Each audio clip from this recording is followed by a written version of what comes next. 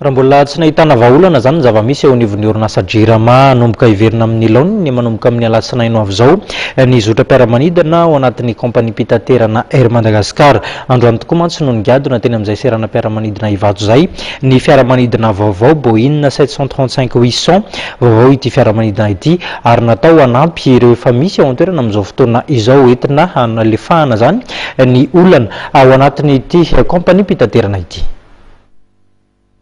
Ny gadona teny amin'ny serana-piaramanidina Ivato androany ny Boeing 737-800 vaovao anampy ireo fiaramanidina efa ampiasain'ny kompania mpitaterana Air Madagascar.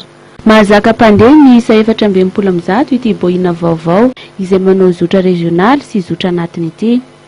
Hanomboka hiverina amin'ny laoniny amin'ny alatsinainy ho avy izao ny zotran'ny kompania Air Madagascar satria ankoatra ity vaovao azo androany ity dia efa ao anatin'ny fikarakarana sy fanamboarana tanteraka ireo fiaramanidina A340-300 sy Boeing 737 simba ny tompona andraikitra. Fanatenana zany dia manomboka mady alatsinainy dia ireo mpanantenana Madagascar na ireo le Boeing 737 izy roa na le A340 makany à Paris ity na le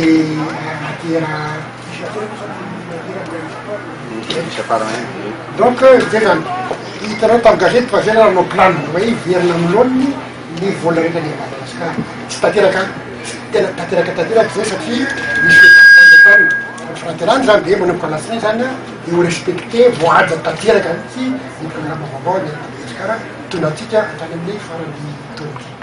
Hofaina $20,000 isam-bolana ity Boeing 735-800 ity ary mandritra ny taona no fifanarahana tanterahany kompania mpitaterana Air Madagascar sy ny ICBC amin'izany. Sy nividiana tena tanity fa hofana €280,000 isam-bolana $US isam-bolana. Zay ny fanatenana araka voalazaka teo ny fatao aventure ity dia azona manetika ny ambaindainy le kompania mampiditra recette vaovao mampiditra ligne vaovao hoe fambolena ny ligne makany Nairobi anankiray.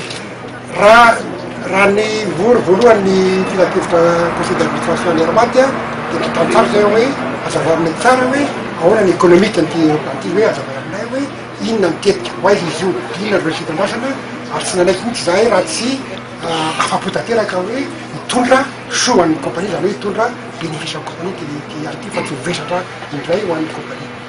Raha mpitso ariva dia efa natateraka sidina voalohany hiazo an'ny nosy be ny Boeing vaovao.